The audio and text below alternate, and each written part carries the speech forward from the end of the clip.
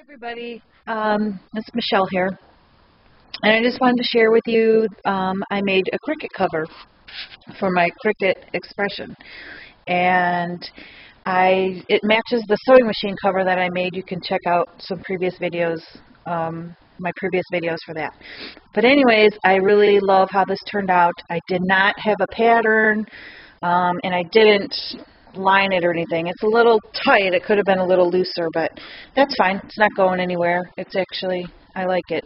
The trim that I used was from a swap that I did on the Your Paper Pantry, and my swap partner was Angie, Queen Bee Creations on YouTube, and she gave me this beautiful trim that I mean, it's really silky and pretty, and I couldn't part with it to do it on any cards or anything, so I used it for my Cricut, and now I can stare at it all the time. But anyways, and I was able to go all around the whole thing, so if ever I move my Cricut to a different position where you can see the back, it's all done. But I love how it turned out, and it looks really pretty. And all I did was just took extra fabric and I measured, you know, going from here to the back, and I measured it to the ends and sewed a hem around all the edges, and then I took a piece of cardboard and I traced my own little pattern for the oval or whatever that is on each side, and cut out two pieces. Of course, you know, I cut them maybe an inch bigger all around than the actual size, and then I sewed it and pinned it on and sewed it around. So it's not seamstress quality, but it's my quality, and it's good enough to cover my Cricut and match my craft room. So I just thought I'd share with you. And then I glued I had a lollipop flower that I had made in my stash myself, which I have those on my sewing machine cover. And then I glued some bling on it, and it looks really pretty. I love it. Love it, love it. And with that, I also wanted to share with you, I know you've all seen in the paper storage boxes from the flat rate shipping boxes. So I just ordered, I always use Stampin' Up! Paper, so I just had regular black, kind of like that, to hold my papers. And I really didn't need to really separate them because I knew I had, you know, they were all Stampin' Up! But now I've tried out, I just got a big order from Paper Tray Inc. I wanted to try out their cardstock, which I've never used before, and I really think I like it. So now I want to kind of separate the two and also store my 12 by 12 packs in them, because right now that is how I store my 12 by 12 packs, which I kind of like it because I can flip through easily, but it doesn't look the greatest. So I'm converting over to doing it that way now. And so I just wanted to share with you the boxes that I made. So I got the flat rate shipping box, and I didn't cover mine in paper. I used the leftover fabric that I had from my sewing machine and this, so it's all going to coordinate. And all I did was I cut the box to shape with one of my other paper holders, and then I Mod Podged the outside and laid the fabric on top and then folded it over on the inside. I didn't really want to, just the edges so you can see when the paper's in there, because there's no need to paint or do anything to the inside. It's always going to be full. And so that, I love how it turned out, so it's going to look really pretty on my shelves. But I also wanted to share with you for the little 6x6 pads, paper packs that are popular now that I've been accumulating. I made this little one out of the same box. This came from the same box to store my 6x6 pads. And here's the leftover piece that I turned into this. So I made two of these. I got to get some more. And I didn't go to the post office and take them, actually. I used them from, like I had an order from Blue Moon, and they shipped it to me, so I reused the box. But anyways, let me just show you. Let me grab some 6x6 so you can see how nice they fit in there.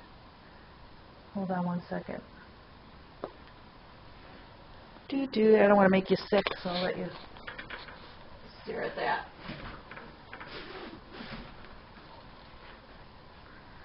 Oh well, I don't have them handy enough. I guess I can.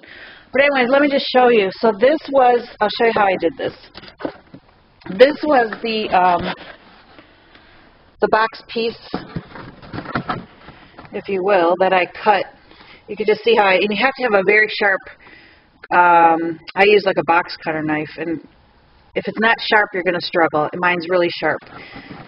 So get a good fresh blade to do this, and then it's pretty much seamless. One cut and it's cut out. So I cut off the top, and I thought, oh my gosh, I could still use this. And it still would have been cool to set the paper in here like this, but I wanted it to, you know, look pretty on the shelf, and this way it wouldn't. So I then cut this piece off, only I went a little further. I measured my paper pad. Let me just grab it real quick. Hold on. I don't want to make you dizzy. Hold on, I'm going to cover up the camera. Sorry. I've been cleaning up my room, trying to, and now my paper pads are missing.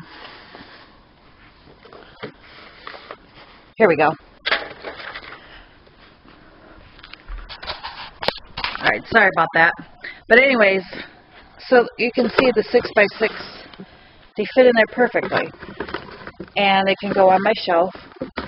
So when I cut this, I thought, well, I don't want that much sticking out. So as you can see, I cut it down here, you know, where I measured it by the paper pad. I cut it right here, and then I took this piece and I just turned it up and glued it in here. You know, it would stand up, and it's still sturdy because it had this long piece. And I glued it in here to stand up, but that was still too long. And I didn't like it. This part here did not give me enough to make pretty fabric. So in the end, which it still works perfectly like this, if you don't have foam core board, you can still do it like that, and it still works fine. I just preferred to, I took a piece of foam core board, and I just measured up how high I wanted it, and then I glue gunned it on the front of that. So just letting you know both ways. You don't have to use this piece, but you can, and it does work. And if I don't have any more foam core board, I'll use it on the other one. It just makes a little more of a bulky seam right here, but you can cut it off. Or you can leave it like that and cover it and still fit 12 by 12 in there. So whatever you want. But I just thought it turned out cute. The little box for my 12 by 12 papers.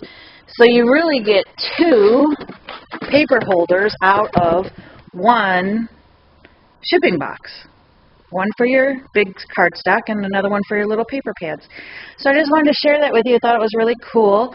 And then out of my other ones that I had, like this was just a big, this was the original paper pad box that I had. So to make them match, I didn't want to throw this away because it was a good one.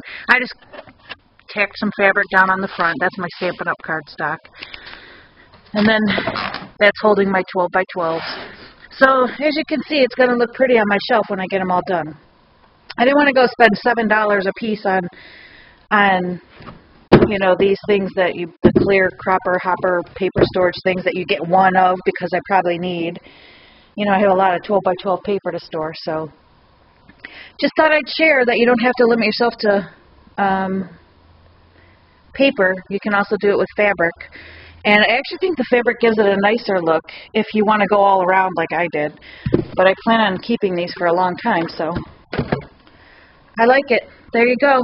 Hope it helps. Let me know if you like it. Talk to you later. Bye.